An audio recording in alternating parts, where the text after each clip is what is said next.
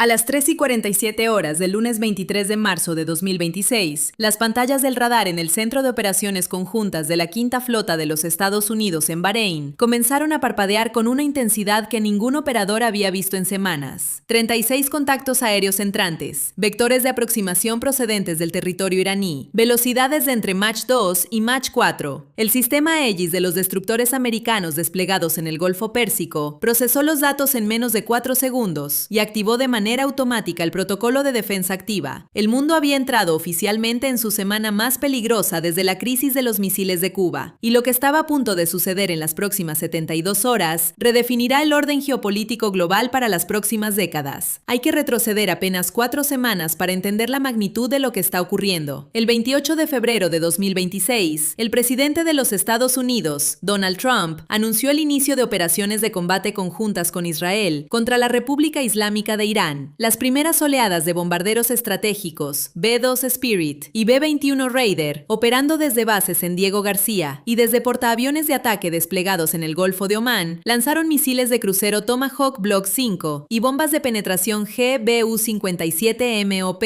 conocidas como destructor de búnkeres, contra decenas de instalaciones militares iraníes. En la primera noche, el ayatolá Ali Jamenei fue asesinado en un ataque de precisión sobre Teherán. Su hijo Mojtaba Jamenei fue inmediatamente designado como sucesor por el aparato superviviente del régimen. El reloj de la guerra había comenzado su cuenta regresiva, pero Irán no colapsó. Lejos de rendirse, el cuerpo de la Guardia Revolucionaria Islámica, el CGRI, activó sus protocolos de guerra asimétrica con una velocidad que sorprendió incluso a los analistas más pesimistas de la CIA. En cuestión de horas, misiles balísticos de largo alcance Shahab-3 y Fatah-2, con alcances de hasta 4.000 kilómetros, comenzaron a ser lanzados en salvos masivos hacia Israel, hacia las bases norteamericanas en Irak, Arabia Saudita, los Emiratos Árabes Unidos, Kuwait y Bahrein. Al mismo tiempo, la Guardia Revolucionaria desplegó docenas de minisumergibles y embarcaciones de ataque rápido en el estrecho de Hormuz, comenzando a tender minas submarinas del tipo Maham-3 y Maham-7, minas de Lapa capaces de destruir el casco de cualquier buque de guerra o petrolero que intentara transitar por el paso más estratégicamente vital del planeta. Por este estrecho de apenas 33 kilómetros en su punto más angosto, fluye el 20% de todo el petróleo que se consume en el mundo, y en este momento está minado. En las últimas 48 horas, el conflicto ha alcanzado una escalada de proporciones apocalípticas. El domingo 22 de marzo, misiles iraníes perforaron las defensas aéreas israelíes en el sur del país. 2 proyectiles balísticos impactaron directamente en las ciudades de Dimona y Arad. Dimona. El nombre hace temblar a cualquier analista de seguridad. Dimona es el hogar del reactor nuclear israelí de Negev, la instalación donde Israel desarrolló y mantiene su arsenal de armas nucleares. Las Fuerzas de Defensa de Israel, las FDI, confirmaron que al menos 2 misiles lograron superar los sistemas Arrow 3 y David Sling y alcanzaron sus objetivos. El sistema de defensa multicapa que Israel ha perfeccionado durante décadas, que había interceptado miles de proyectiles con una eficiencia del 97%, falló en el momento más crítico de la guerra. Cerca de 200 personas resultaron heridas. El portavoz militar israelí reconoció públicamente que el ejército investigaría los fallos y que, y cito textualmente, aprenderán de los incidentes. Traducción operativa: el escudo más avanzado del mundo tiene grietas y el adversario acaba de encontrarlas. La respuesta de Israel no se hizo esperar. En la madrugada del lunes 23 de marzo, el ejército del aire israelí lanzó lo que fuentes en Teherán describieron como una ola de ataques de una escala sin precedente. El corresponsal de Al Jazeera en la capital iraní describió las explosiones en el lado oriental de la ciudad como algo que superaba todo lo visto desde el inicio de la guerra. Los sistemas de defensa antiaérea iraníes fueron activados en toda la ciudad en un intento desesperado por interceptar la avalancha de drones de largo alcance y misiles de crucero que penetraban las defensas perimetrales. El ejército israelí confirmó ataques contra lo que denominó infraestructura de régimen en el corazón de Irán, incluyendo lo que fuentes militares identifican como el cuartel general principal de la Guardia Revolucionaria en la capital. Paralelamente, el CENTCOM, el Comando Central de los Estados Unidos, anunció que el almirante Brad Cooper, su comandante supremo, había ordenado el lanzamiento de bombas de 2.270 kilogramos, conocidas como Bunker Busters, de 5.000 libras, contra una instalación subterránea en la costa iraní utilizada para almacenar misiles antibuque de crucero, lanzadores móviles y equipamiento de ataque naval. La capacidad de Irán para amenazar el estrecho de Hormuz había sido reducida significativamente, pero no eliminada. Aquí es donde la situación situación se vuelve exponencialmente más compleja y donde el peligro de una guerra regional de proporciones incontrolables se hace más evidente. Irán no está peleando solo. El eje de la resistencia, la red de milicias, grupos terroristas y actores no estatales que Teherán ha construido y financiado pacientemente durante 40 años, ha sido activado de manera simultánea en todos los frentes posibles. En el Líbano, Hezbollah lanzó durante las últimas 48 horas cientos de cohetes Katyusha, misiles antitanque Kornet y proyectiles de mortero de 120 milímetros contra posiciones israelíes en el norte del país y a través de la frontera. Este mismo martes 24 de marzo, una mujer de 30 años fue asesinada en el cruce de Mahanayim, en el norte de Israel, por el impacto directo de un cohete lanzado por Hezbollah. 2 personas más fueron heridas. El ejército israelí respondió golpeando un puente estratégico en el sur del Líbano, que conecta la zona con la región oriental del Valle de la Bekaa, una ruta logística crítica para el suministro de armas a las milicias proiraníes. El Ministerio de Salud libanés confirma que desde el inicio del conflicto el 2 de marzo, más de 1.029 personas han muerto en suelo libanés. Más de 1 millón han sido desplazadas, y las fuerzas israelíes han destruido o dañado al menos 128 instalaciones médicas y ambulancias. Trabajadores sanitarios libaneses acusan a Israel de estar atacando deliberadamente al personal médico. Simultáneamente, algo completamente inesperado ocurrió que podría cambiar el equilibrio de poder en el Líbano de manera permanente. Un misil balístico iraní lanzado supuestamente contra Israel terminó impactando en territorio libanés. Según 3 fuentes de seguridad libanesas citadas por Reuters, el proyectil fue interceptado sobre el Líbano, por lo que las mismas fuentes identificaron como un buque de guerra naval extranjero, aparentemente americano. Los fragmentos de la intercepción cayeron sobre pueblos al norte de Beirut, causando heridos leves. No fue el primer incidente de este tipo.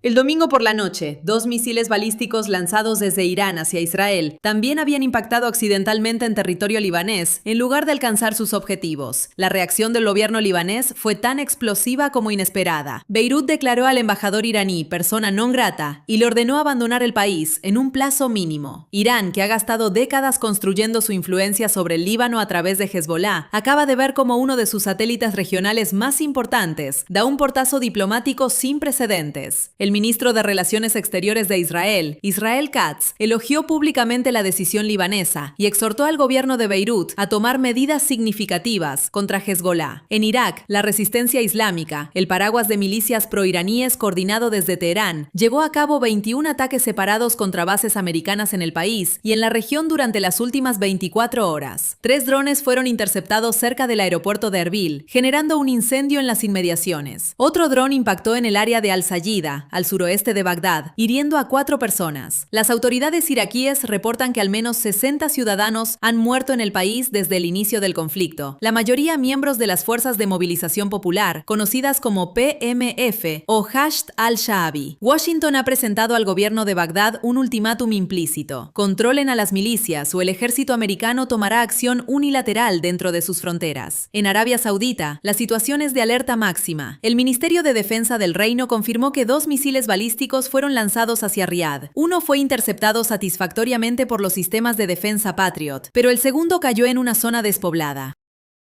Un portavoz del CGR iraní confirmó que sus fuerzas atacaron la base aérea del Príncipe Sultán, a unos 80 kilómetros al sur de Riad, instalación que alberga miles de efectivos y aeronaves americanas. El gobierno saudí respondió con un gesto diplomático de enorme simbolismo. Declaró persona non grata al attaché militar iraní y a 4 miembros del personal de la embajada de Teherán en Riad, expulsándolos en un plazo de 24 horas. Un portavoz iraní atacó el puerto saudí de Yambú en el Mar Rojo, el único punto de exportación de petróleo saudí que permanecía operativo después del bloqueo iraní del estrecho de Hormuz. Arabia Saudita, que bombea 10 millones de barriles diarios, vio como su único respiradero exportador era sometido a presión militar directa. En los Emiratos Árabes Unidos, los sistemas de defensa aérea interceptaron un misil balístico que tenía como objetivo a Abu Dhabi. Un ciudadano indio sufrió heridas leves por los fragmentos del derribo en el área de Al-Shawamek. En Bahrein, las fuerzas de defensa de Bahrein emitieron uno de los comunicados de defensa más extraordinarios de los últimos tiempos. Desde el inicio de la guerra, sus sistemas antiaéreos habían derribado 143 misiles y 242 drones iraníes. Bahrein, un microestado con una población de menos de 2 millones de personas, convertido en campo de batalla de una guerra que no eligió. Qatar enfrentó también su propia tragedia. El 22 de marzo, 7 personas murieron en el accidente de un helicóptero de las Fuerzas Armadas de Qatar, durante lo que las autoridades describieron como una avería técnica en una misión de rutina. Las circunstancias exactas siguen siendo investigadas. Y luego está la amenaza que mantiene a todos los líderes del mundo con los ojos abiertos a las 3 de la madrugada, el estrecho de Hormuz.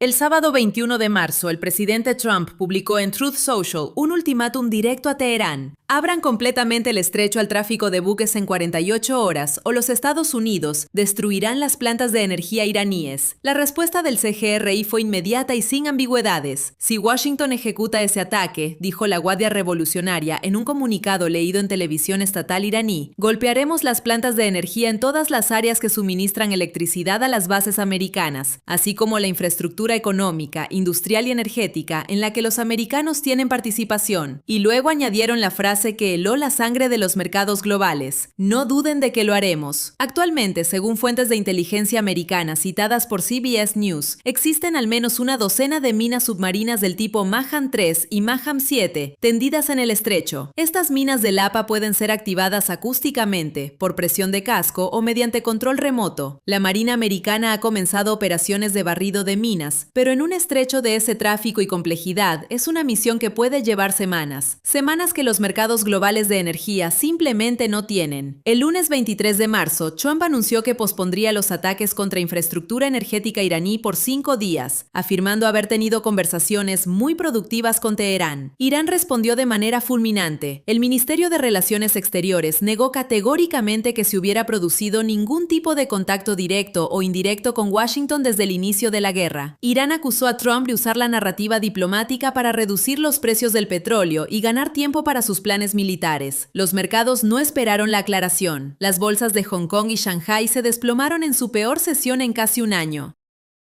El primer ministro británico Keir Starmer convocó una reunión de emergencia ante la creciente presión económica global. Los precios del Brent crudo oscilaron con una volatilidad extrema, llegando a picos de $128 por barril, antes de caer bruscamente con el anuncio de la pausa de Trump. Cuando el estrecho de Hormuz tiembla, el mundo entero siente el temblor. Mientras tanto, en el teatro europeo, el portaaviones estadounidense USS Gerald R. Ford llegó a la base naval de Souda Bay, en la isla griega de Creta, el 23 de marzo, con su grupo de batalla completo, incluyendo cruceros de misiles guiados clase Ticonderoga, destructores Arleigh Burke equipados con el sistema de combate Aegis y submarinos de ataque clase Virginia, operando en inmersión en el flanco sur. El Ford representa el segundo grupo de batalla americano desplegado en apoyo de las operaciones. En el Mar de Arabia, el USS Dwight D. Eisenhower y su grupo ya llevan 24 días lanzando misiones de ataque.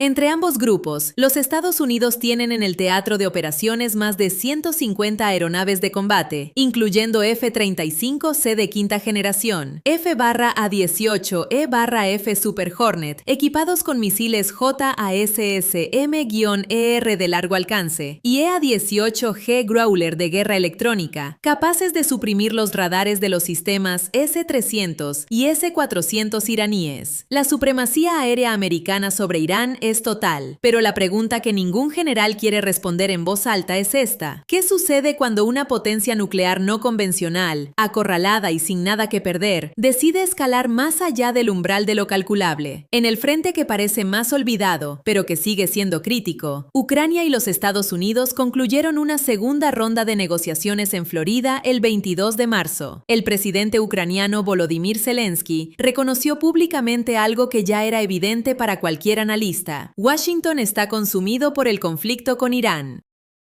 Los recursos de inteligencia, la capacidad logística, la atención diplomática de la administración Trump, todo está enfocado en el Golfo. Para Moscú, que sigue financiando y armando a sus aliados en el conflicto ucraniano, la distracción americana representa una ventana de oportunidad táctica que Rusia no está desaprovechando. Y mientras el mundo mira hacia el Golfo Pérsico, en el corazón de África, una tragedia silenciosa se convierte en crimen de guerra. El 15 de marzo, un ataque aéreo sobre el hospital docente Al-Dain, en la región sudanesa de Darfur Darfur Oriental mató a 64 personas, incluyendo 13 niños. 89 más resultaron heridas. La Organización Mundial de la Salud confirmó que el hospital quedó completamente fuera de operación. Las Fuerzas de Apoyo Rápido, conocidas por sus siglas en inglés RSF, culparon al ejército sudanés. Las Fuerzas Armadas del Sudán negaron el ataque, aunque dos fuentes militares internas citadas por Reuters señalaron que el objetivo real era una comisaría cercana. El ataque contra el hospital, intencionado o no, constituye una violación flagrante del derecho internacional humanitario. El mundo mira hacia otro lado. La administración Trump, operando con una audacia que ha dejado atónitos incluso a sus propios asesores legales, declaró una emergencia de tiempo de guerra para sortear al Congreso y aprobar ventas de armamento por valor de 23.000 millones de dólares a los Emiratos Árabes Unidos, Kuwait y Jordania. Es la segunda vez en menos de un mes que la administración utiliza autoridades de emergencia para bypass al poder legislativo en materia de ventas de armas. Suiza anunció formalmente que no puede autorizar exportaciones de material de guerra a países involucrados en el conflicto con Irán, lo que incluye explícitamente a los Estados Unidos. La neutralidad suiza, piedra angular del orden internacional desde el siglo XIX, acaba de trazar una línea roja en la arena.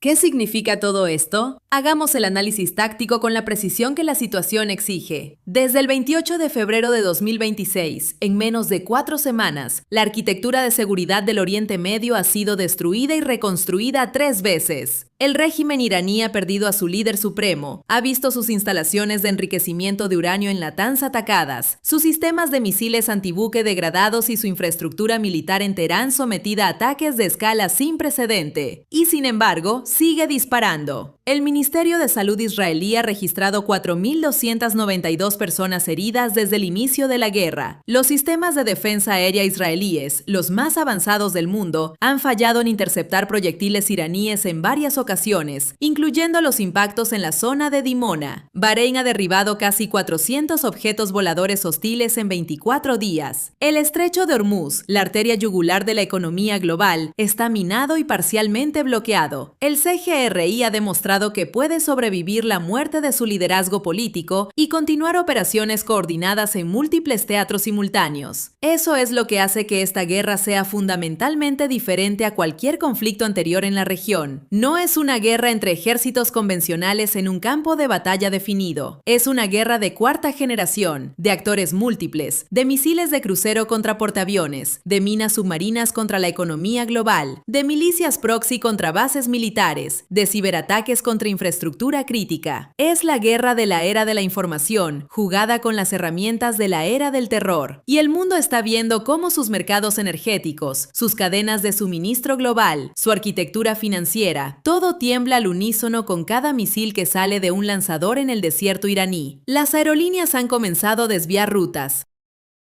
Las aseguradoras marítimas han suspendido cobertura en el Golfo Pérsico. Los índices de fletes han alcanzado niveles no vistos desde la pandemia. La inflación energética que los bancos centrales del G7 temían está golpeando en tiempo real. Ahora mismo, mientras usted escucha estas palabras, hay destructores americanos con sus sistemas VLS en modo de alerta activa surcando el Golfo Pérsico. Hay submarinos de ataque clase Virginia rastreando a los minisumergibles iraníes que siguen operando en el estrecho. Hay pilotos israelíes en sus F-35 y Adir ejecutando misiones de ataque de largo alcance hacia instalaciones del CGRI en el oeste de Irán. Las mismas instalaciones desde donde se preparan los lanzadores de misiles balísticos que apuntan a Israel. Y hay un presidente americano que en las últimas 48 horas primero amenazó con obliterar las plantas de energía iraníes, luego anunció una pausa de 5 días, mientras sus contrapartes en Teherán niegan que exista ningún canal de comunicación abierto. Es el juego de doble señal más peligroso desde la crisis de los misiles de Cuba de 1962. Escalada y desescalada simultáneas, exactamente como lo definió el secretario del Tesoro Scott Bessent cuando una periodista le preguntó si la administración estaba escalando o deescalando el conflicto. A veces hay que escalar para desescalar, respondió. Esas 6 palabras contienen toda la lógica y toda la irracionalidad de la geopolítica contemporánea. Lo que hemos aprendido en estos 24 días de guerra es esto: los sistemas de armas más avanzados del planeta, los portaaviones de propulsión nuclear, los misiles hipersónicos, los drones de enjambre, los interceptores Arrow 3, todos ellos son instrumentos del poder estatal. Pero el poder estatal tiene sus límites cuando se enfrenta a la voluntad de un régimen que lleva 40 años preparándose para esta guerra exacta. Irán no puede ganar militarmente. pero puede hacer que el precio de su derrota sea inaceptablemente alto para todos. Esa es la apuesta de Teherán, y es una apuesta que, si sale mal, podría arrastrar a la región y al mundo hacia un conflicto cuyas consecuencias ningún modelo computacional es capaz de predecir. La pregunta que cada comandante en el Centro de Operaciones Conjuntas de Bahrein, en el Pentágono, en el búnker de crisis de Tel Aviv y en el cuartel general del CYRI en Teherán se está haciendo esta noche es la misma. ¿Hasta dónde está dispuesto a llegar el otro lado? Nadie tiene la respuesta, y esa incertidumbre, más que cualquier misil o mina o dron, es el arma más letal de todas, porque en la doctrina militar moderna, la incertidumbre genera respuestas precautorias, y las respuestas precautorias en un teatro saturado de armamento pueden convertirse en el accidente que nadie quería, pero que nadie pudo evitar. Los próximos 5 días, el periodo que Trump ha declarado de pausa diplomática, serán los 5 días más importantes del siglo XXI. O el mundo encuentra una salida negociada que permita a todas las partes salvar su cara, o la escalada reanudará con una violencia que hará que todo lo que hemos visto hasta ahora parezca un preludio. Esa es la realidad táctica, estratégica y humana del conflicto que está redefiniendo el orden mundial en este momento. ¿Están las grandes potencias a la altura del desafío? La historia, cruel e imparcial, dará su veredicto muy pronto.